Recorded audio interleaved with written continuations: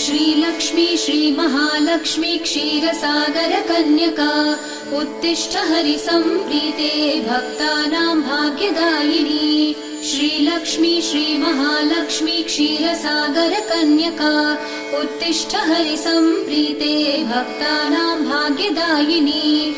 उत्तिष्ठोत्तिष्ठ श्रीलक्ष्मी विष्णुवक्षस्थलालये उत्तिष्ठ करुणापूर्णे लोकानां शुभदायिनी।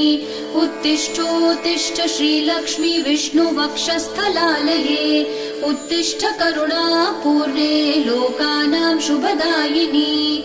श्रीपद्ममध्यवसिते वरपद्मनेत्रे श्रीपद्महस्तचिरपूजित पद्मपादे श्रीपद्मजात जननी शुभपद्मवक्त्रे श्रीलक्ष्मी भक्तवरदे तव सुप्रभातम्।